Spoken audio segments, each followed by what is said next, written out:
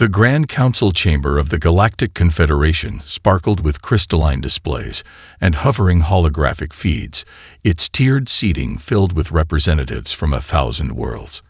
At the center of attention stood High Commander Zexlor of the Zextarian Empire, his iridescent scales gleaming under the chamber's ambient lighting as he gestured dramatically at the latest antimatter containment breakthrough projected behind him. With this advancement, his translator broadcasted in perfect galactic standard, "We have proven once again why the Zextarian Empire leads the galaxy in technological innovation. Our antimatter drives will now be 30% more efficient than." A subtle chime interrupted his speech. In the upper observation deck, young researcher Vextra's antenna twitched as her scanner picked up an anomaly. She'd been monitoring background radiation patterns during the ceremony, a habit her supervisors called excessive, when something impossible appeared on her screens. "Excuse me," she called out, her voice trembling slightly. The chamber's acoustic enhancement system carried her words clearly despite her junior status. "There's something you need to see." The main holographic display shifted, showing a real-time feed from the station's external cameras. Emerging from a sprawling dust cloud came a vessel, its hull dark and scarred by centuries of micro-impacts. It moved with deliberate purpose, using what appeared to be primitive chemical thrusters to maintain its course. Laughter erupted through the chamber. High Commander Zexlor's scales shifted to a shade of amusing disbelief. "Is this what interrupts our celebration? Some ancient derelict?"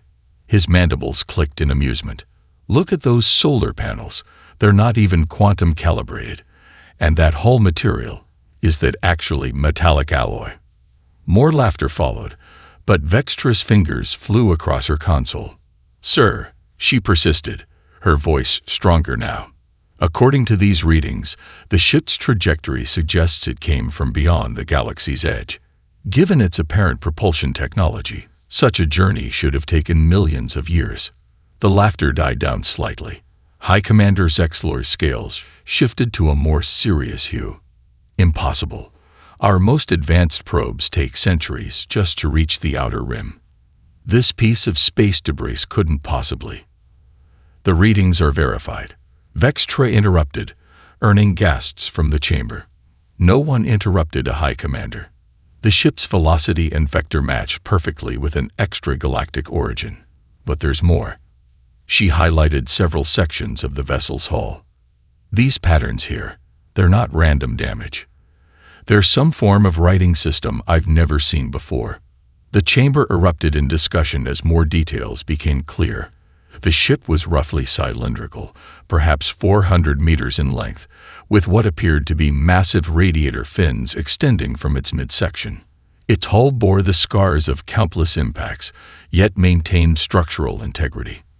Most puzzling were the arrays of what seemed to be simple solar collectors, technology that most species abandoned millennia ago in favor of quantum energy harvesting. High Commander Zexlor's scales had shifted to a deep purple of concern. "Scan it for life signs," he ordered. "Already done, sir," Vextra replied. "The ship appears to be automated, but—" She paused, double-checking her readings. "It's still powered. After all this time, whatever energy system it uses is still functioning." "Preposterous," the High Commander declared. "No power system from that technological era could possibly." His words cut off as the ship suddenly adjusted its course with perfect precision, using those seemingly primitive thrusters to align itself with the station's main observation window. As the assembled representatives watched in stunned silence, a series of lights along the vessel's hull began to activate, forming patterns that pulsed with deliberate rhythm. "It's signaling us," Vextra whispered, but in the silent chamber, everyone heard. "And sir, the power readings, they're increasing." The ancient vessel, its hull marked with the scars of an impossible journey, hung before them like a dark reminder that the galaxy still held mysteries. And as Vextra studied the strange markings along its side, a pattern began to emerge, one that would soon shake the foundations of everything the Galactic Confederation thought they knew about technological advancement. The High Commander's scales had shifted to the pale blue of uncertainty, a color his subordinates had never seen before. "Bring it in," he ordered finally. "Full containment protocols. Let's see what this artifact has to tell us." Little did they know, this was just the beginning of a discovery that would change their understanding of both the past and the future, and of a species they had only recently welcomed into their grand civilization. The atmosphere in the station's control center crackled with tension as the Zextarian salvage vessel Eternal Glory approached the ancient ship. Billions across the Confederation watched the live broadcast, their attention fixed on what High Commander Zexlor had proclaimed would be a demonstration of superior technology in action. "Begin containment sequence," ordered Captain Mextor, his scales shimmering with professional confidence. The salvage vessel's quantum tethers deployed, streams of coherent energy designed to ensnare and control any target. As you can see, even derelict vessels such as this pose no challenge to modern Zextarian technology. From her observation post, Vextra monitored the readings with growing concern. Something about the ancient ship's power signature wasn't matching any known pattern. It seemed to pulse with an internal rhythm that defied conventional analysis. The quantum tethers made contact with the vessel's hull. For a split second, nothing happened. Then reality itself seemed to hiccup. Where the energy streams touched the ancient metal, impossible patterns of light danced and twisted. The carefully modulated frequencies of the containment field began to fluctuate wildly. Captain Mextor's voice lost its smugness. This is impossible. The hull is somehow reflecting our fields, but with phase variations we've never. A single pulse of energy rippled across the mysterious ship's scarred surface. In that instant, every system on the salvage vessel went dark, but darkness was only the beginning. Vextra's instruments screamed warnings as they detected something that violated the fundamental laws of physics. The salvage vessel's antimatter containment fields weren't failing. They were transforming. The highly unstable antimatter was somehow being converted into normal matter, a process that should have required more energy than a small star. The Eternal Glory bloomed into light, not with the devastating explosion of an antimatter containment failure, but with a soft, cascading wave of radiance. When it faded, the salvage vessel hung motionless, its crew unconscious but alive, its systems completely transformed. High Commander Zexlor's scales had bleached to pure white, a sign of absolute shock in his species. "This is beyond impossible," he whispered. "No known technology can convert antimatter without." "Sir," Vextra interrupted, her antenna rigid with tension. "The ship, it's moving again." The ancient vessel had begun to rotate slowly, presenting different aspects of its hull to the station's sensors. More lights activated along its surface, forming complex mathematical patterns that pulsed with precise timing. Each pulse seemed to carry meaning, but in a language unlike anything in the Confederation's databases. "It's not just moving," Vextra continued, her voice steady despite her racing thoughts. "It's scanning us, learning, and if my readings are correct." She swallowed hard. What we just witnessed was merely a fraction of its capabilities. Throughout the control center, screens and holographic displays began flickering with strange symbols. The station's quantum computers, the most advanced in this sector of space, struggled to process the flood of data suddenly streaming from the mysterious vessel. "These patterns," one of the senior analysts called out, "they're similar to early human communication protocols, but impossibly complex.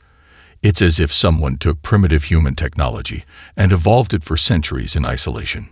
High Commander Zexlor's scales shifted to deep blue, the color of grave concern. "Contact the human representatives," he ordered. "I want to know everything about their early space programs. Every detail, every failed experiment, every classified project." But Vextra had already made a discovery that would change everything. Hidden among the strange symbols was a repeated sequence, one that matched perfectly with an obscure reference in the Confederation's historical archives. Operation Longshot. As the ancient vessel continued its inscrutable dance before them, one thing became clear. They weren't dealing with some forgotten piece of space debris. They were facing something that threatened to rewrite their understanding of both human ingenuity and the very limits of technology itself. And somewhere in the vast databanks of human history, the truth about this ship's origins waited to be discovered, a truth that would shake the foundations of the Galactic Confederation's technological arrogance forever. Dr. Elizabeth Chen's personal log entry appeared on Vextra's screen, the ancient text translated into modern galactic standard. Operation Longshot wasn't just about reaching the stars. It was about ensuring humanity's survival in a universe we knew nothing about. The technology we developed, some of it scared even us. Vextra's antenna twitched as she cross-referenced the log entry with the ship's markings. She'd spent 3 days in the secured research bay, analyzing every centimeter of the mysterious vessel. The more she discovered, the more questions arose. The ship's hull contained elements that shouldn't exist, couldn't exist, on Earth during the time period of its apparent launch. Some of these materials weren't even discovered by humans until centuries later, yet here they were, integrated into the vessel's structure with incredible precision. "Computer, analyze power distribution pattern Alpha 7, she commanded. The results made her antenna stiffen in disbelief. What appeared to be simple solar collectors were actually part of a vastly more complex system, one that somehow harvested energy from multiple dimensions simultaneously. A soft chime indicated an incoming transmission. The holographic display shimmered, revealing Dr. Harrison Webb, one of humanity's representatives to the Confederation. His aged face carried an expression of carefully controlled concern. "You've been asking questions about Operation Longshot," he said without preamble. "Questions that have attracted attention from some very powerful individuals." Vextra's fingers danced across her console, bringing up a series of scans. The ship's design principles match human engineering exactly, down to the redundancy patterns in critical systems. But the technology, it's simultaneously primitive and advanced in ways that defy explanation. "What you're seeing," Webb replied slowly, "is the result of humanity's greatest fear and our greatest achievement. When we first looked to the stars, we knew we weren't alone. We knew that somewhere out there, advanced civilizations existed, and we knew that first contact would define our species' future. So you prepared," Vextra said, understanding dawning. "But these readings, they suggest capabilities far beyond what humanity supposedly possessed even centuries later." Webb's image nodded. Operation Longshot was exactly that. A long shot. We took what we knew about physics, about quantum mechanics, about the fundamental nature of reality itself, and we pushed it to extremes no one thought possible. We built ships that could learn, adapt, and evolve over centuries of isolation. "But why hide this?" Vextra asked, her antenna quivering with excitement. "Why maintain the facade of being technologically primitive even after joining the Confederation?" "Because," Webb's transmission suddenly crackled with interference. "Because what we created, it wasn't just technology. It was," the image fragmented further. Find Elizabeth Chen's complete journals. The truth was never classified. It was just too incredible for anyone to believe. The transmission cut off completely. Vextra turned back to the ship, its scarred hull now seeming less like battle damage, and more like the wrinkles of accumulated wisdom. As she watched, new patterns of light began to dance across its surface, forming sequences that matched perfectly with the mathematical constants of human origin. "You've been waiting," she whispered to the vessel. "All these centuries, drifting through space, gathering data, learning about every species you encountered. But why reveal yourself now?" As if in response, a previously undetected compartment in the ship's hull slowly opened. Inside, protected by fields of energy that her instruments could barely detect, sat a small data crystal. Its surface was etched with a single phrase in ancient human English: "When you're ready to know the truth." Vextra's antenna trembled as she realized the implications. This wasn't just a discovery that would rewrite history. It was a carefully planned revelation, centuries in the making. And somewhere in the vast archives of human achievement, Elizabeth Chen's complete journals waited to explain why humanity had chosen to hide their true capabilities for so long. The mystery was only beginning to unfold. The research bay's lights dimmed unexpectedly as Vextra initiated what should have been a routine power signature scan. For a moment, everything was silent. Then, without warning, the ancient ship pulsed with newfound energy. A hologram materialized in the center of the bay, the figure of a human woman in what appeared to be a centuries-old space uniform. Her image was impossibly crisp, displaying a level of detail that shouldn't have been possible with technology from that era. When she spoke, her voice carried the weight of centuries. "Hello, Vextra. I'm Captain Sarah Chen. I've been waiting a very long time to meet you." Vextra's antenna froze in shock. "How do you know my name?" "I've been watching. Learning. Your species' quantum networks are impressive, but they're based on principles we understood centuries ago." The hologram gestured, and suddenly the bay's displays filled with scrolling data. "Would you like to see what else we understood?" Throughout the station, systems began behaving erratically. Quantum-secured networks flickered as ancient human code effortlessly bypassed their defenses. On every screen, in every language, the same message appeared. "Welcome to the future. Sorry we're late." High Commander Zexlor burst into the research bay, his scales cycling through colors of rage and fear. "Shut it down," he ordered. "This is impossible." Their technology was primitive. They barely understood quantum mechanics when we found them. The hologram of Captain Chen laughed softly. "Is that what you really believe? That humanity stumbled into space, barely understanding the principles of flight?" Her image walked around the bay, examining the advanced alien technology with an almost amused expression. "We didn't reveal everything when we made first contact. We needed to understand who we were dealing with first. The ship has been gathering intelligence," Vextra realized, her scientific mind racing. "All these centuries, appearing to be debris, but actually watching, learning." "Very good," Chen's hologram nodded. "We launched dozens of ships like this one. Watching, waiting, learning about the species we might one day meet." Her expression grew serious. Some of what we learned was concerning. Suddenly, the bay's security systems activated, energy barriers springing up to isolate the ship. High Commander Zexlor's scales showed triumph. "Ha! Now you're contained. Your primitive systems can't possibly." The barriers flickered and died. Captain Chen's hologram didn't even seem to notice. "Those containment fields use quantum tunneling principles we mastered before we left Earth's atmosphere. Would you like to see something actually impressive?"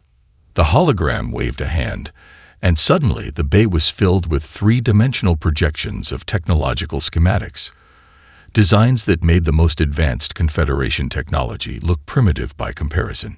"This is what we chose not to share," Chen continued.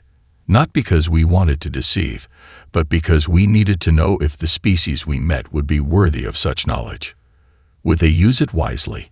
Or would they, like some we've observed, use it to dominate and destroy?" Vextra's antenna quivered with excitement and fear. The antimatter conversion earlier. That wasn't a defense mechanism, was it? It was a test. "Everything is a test," Chen smiled. "Including this conversation. Your curiosity, your willingness to look beyond assumptions. These are the qualities we've been searching for." High Commander Zexlor's scales had settled into a deep blue of resignation. How long have you been watching us?" "Since before your species achieved spaceflight," Chen replied. "We've been watching all of you, waiting for the right moment, the right individuals, to understand what we discovered." "And what did you discover?" Vextra asked, barely breathing. The hologram's expression became both serious and excited. "We discovered that the universe is far stranger, far more wonderful than anyone imagined. And now, finally, we found someone ready to learn the truth." The ship's hull began to glow with internal light, patterns shifting and changing in ways that defied analysis. As they watched, new compartments began to reveal themselves, each containing technology that would revolutionize their understanding of the universe. The ghost in the machine, it seemed, had been waiting for exactly this moment. The Confederation station's emergency alarms blared as multiple unauthorized ships dropped out of hyperspace. Their energy signatures identified them as belonging to the Krix Dominion, a species known for their aggressive acquisition of advanced technology. They must have been monitoring our broadcasts. High Commander Zexlor's scales flickered with agitation. The demonstration with the salvage ship was seen by everyone. Vextra finished, her antenna rigid with tension, and now they want the technology for themselves. Captain Chen's hologram observed the approaching ships with an expression of calm concern. This scenario was anticipated. The ship's defensive protocols are already active. Defensive protocols? Zexlor demanded. That ship's technology is centuries old. It can't possibly defend against modern Krix weaponry. As if in response to his words, the ancient vessel's power signature began to change. The seemingly primitive hull plating rippled with energy patterns that defied analysis. But something was wrong. The ship's core readings were becoming increasingly unstable. The power core, Vextra called out, studying her instruments. It's not just unstable, it's approaching critical levels. These readings suggest it could take out half the station if it detonates. Chen's hologram nodded gravely. A necessary safeguard. The ship was designed to self-destruct, rather than allow its technology to fall into the wrong hands. And not just a simple explosion. The reaction would create a localized temporal anomaly, erasing all trace of the ship's existence. Can it be stopped? Vextra asked, her scientific curiosity warring with survival instinct. Only by a human operator, Chen replied. The systems were specifically keyed to human neural patterns, but not just any human. It requires someone who understands the underlying principles of the technology. The Krix ships were closing fast, their weapons charging. High Commander Zexlor's scales showed pale fear. The nearest human colony is days away. We don't have time to. Station sensors detecting a small maintenance vessel approaching. A computer voice announced. Registry indicates human operator. Sarah Chen, engineering assistant. Vextra's antenna twitched in surprise. Chen. But that's my great-granddaughter. The hologram smiled. We planned for every contingency, including making sure a qualified operator would be nearby when the ship revealed itself. The maintenance vessel docked just as the first Krix ship entered weapons range. Through the research bay's viewport, they could see a young human woman in standard work coveralls rushing toward them. The real Sarah Chen looked nothing like the polished military captain in the hologram. Her hair was messy, her coveralls stained with engine grease, but her eyes showed the same intelligent determination as her ancestor. I know, she said as she entered the bay. Everyone thinks I'm just a maintenance worker, but those bedtime stories my great-grandmother told me about impossible ships hiding in plain sight, they weren't stories. The ship's power core continued its dangerous buildup as Sarah approached. The Krix ships had taken positions around the station, their weapons locked on target. The question, a hologram of Captain Chen said, is whether you're ready for what comes next. Once you interface with the ship's systems, there's no going back. The knowledge it contains will change everything. Sarah looked at the ancient vessel, then at the hostile ships surrounding them. Great-grandma always said our family had a destiny. I guess this is it. The ship's hull shifted, revealing an interface panel that looked both incredibly primitive and impossibly advanced. As Sarah reached for it, Vextra and Zexlor watched in fascination, knowing they were about to witness either humanity's greatest triumph or its most spectacular failure.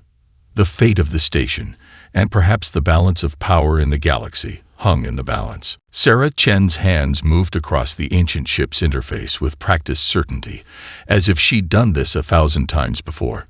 In reality, she'd only ever performed these sequences in simulations, secret training programs hidden within her maintenance routine protocols. The power core stabilization sequence is just like the old fusion reactor songs, she muttered, her fingers dancing across controls that seemed to shift and change beneath her touch. Great-grandma taught me those when I was 5. The hologram of Captain Chen watched with approval. Songs. Yeah, Sarah grinned despite the tension. She turned all the important sequences into nursery rhymes. Quantum flux goes up and down, neutron spin goes round and round. Vextra's antenna twitched with fascination as she monitored the ship's readings. The supposedly primitive systems were reconfiguring themselves, evolving in real time to match Sarah's inputs. The interface, it's adapting to her thought patterns. A warning klaxon blared. The Krix ships had opened fire, their energy weapons impacting the station's shields with devastating force. High Commander Zexlor's scales flickered with alarm. The station's defenses won't hold for long. Whatever you're going to do. Almost there, Sarah interrupted, her hands still moving in complex patterns. The ship's true capabilities were hidden behind recursive encryption layers. Each generation of my family unlocked a little more, preparing for this moment. The ancient vessel's hull began to pulse with new energy patterns. What had appeared to be simple solar collectors suddenly revealed themselves as something far more exotic. Quantum field manipulators that could bend the very fabric of space-time. The Krix are breaching the outer shields. Someone shouted from the station's command channel. 3 minutes until. Got it, Sarah exclaimed. The ship's systems surged to life, displaying capabilities that shouldn't have been possible with technology of any era. Holographic displays filled the research bay, showing technical specifications that made even Vextra's highly educated antenna droop in disbelief. This is impossible, High Commander Zexlor whispered, his scales shifting through colors of shock. These power readings, they suggest your species had mastered quantum manipulation before you even left your solar system. Not mastered, Sarah corrected, still working. We just approached it differently. Instead of brute forcing our way through with massive energy expenditure, we learned to. Well, great-grandma called it quantum whispering, using minimal energy to achieve maximum effect. The Krix ships fired again, their weapons now concentrated on the research bay. But before the energy beams could strike, the ancient vessel released a pulse of its own. Space itself seemed to ripple, and the incoming fire simply disappeared. What happened? Vextra demanded, checking her instruments. The energy readings just vanished. We didn't block their weapons, Sarah explained, a hint of pride in her voice. We redirected them through a localized time dilation field. Those shots won't arrive for another few centuries, giving their energy plenty of time to dissipate harmlessly. The hologram of Captain Chen smiled. The principle of temporal energy redistribution. Something we discovered by accident while trying to solve our early fusion containment problems. The Krix ships fired again, but this time the ancient vessel was fully awakened. Each shot was caught in microscopic time dilation fields, their deadly energy transformed into harmless light shows that danced across the station's hull. See, that's the thing about human engineering, Sarah said, her confidence growing as she accessed more of the ship's systems. We never had the resources to brute force our way through problems. We had to be clever, creative, find solutions that worked with universal principles instead of against them.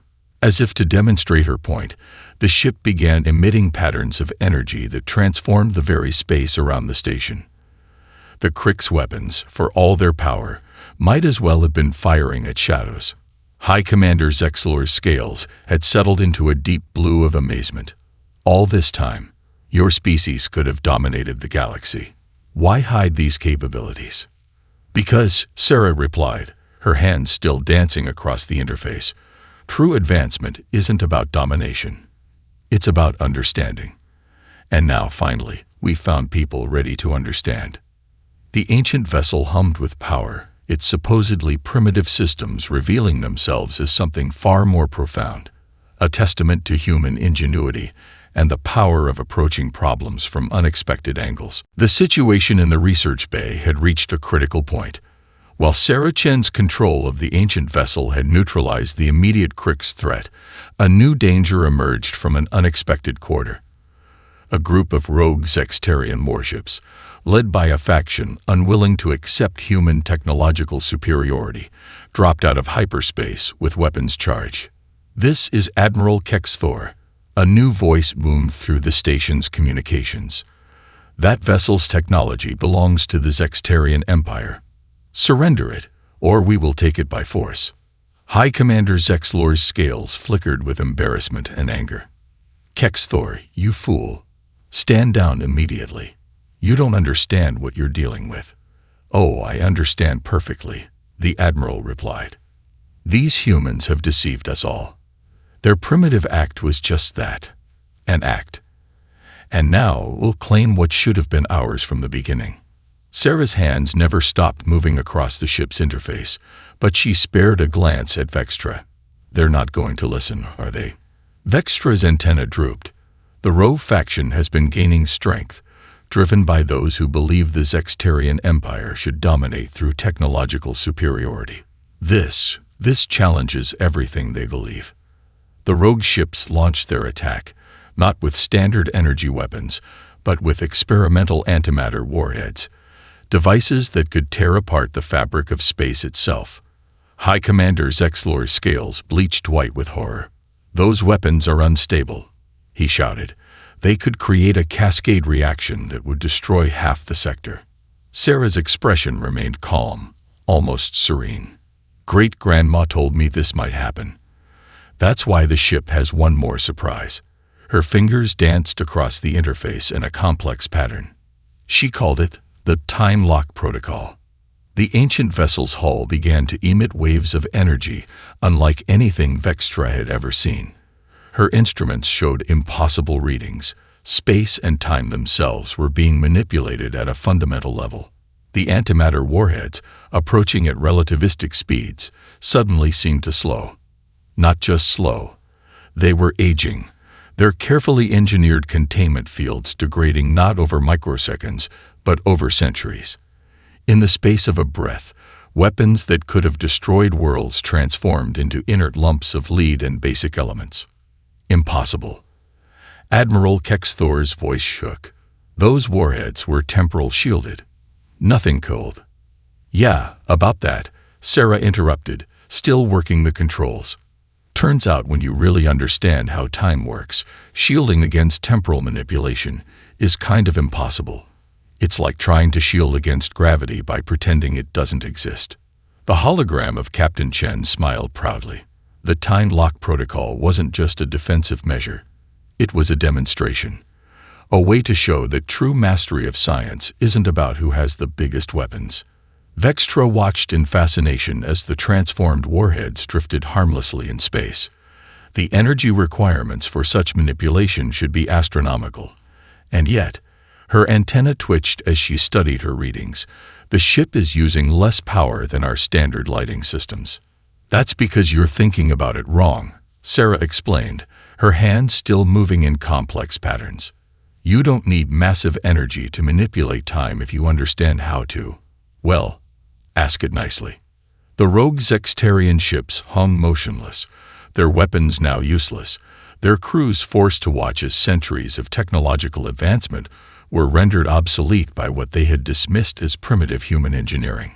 High Commander Zexlor's scales had settled into a deep purple of profound realization. "All this time, we thought we were reaching down to help a primitive species join galactic civilization. But you were actually reaching down to us, weren't you?" "Not down," Sarah corrected, finally stepping back from the interface. "Across. Different species, different approaches, different ways of seeing the universe. None better or worse, just different. That's what Operation Longshot was really about, finding others who could understand that." The ancient vessel hummed softly, its supposedly primitive systems having just rewritten everything the galaxy thought it knew about the laws of physics, and in the stunned silence that followed, a new era of understanding began to dawn. 1 month after the incident at the Confederation Station, the Grand Council chamber was packed beyond capacity. Representatives from every known spacefaring civilization had gathered to witness something unprecedented, the formal revelation of humanity's true technological heritage. Sarah Chen stood at the center of the chamber, her maintenance coveralls exchanged for a formal uniform that matched her great-grandmother's hologram. Behind her, the ancient vessel hung in a place of honor, its scarred hull now recognized as a badge of centuries of patient observation.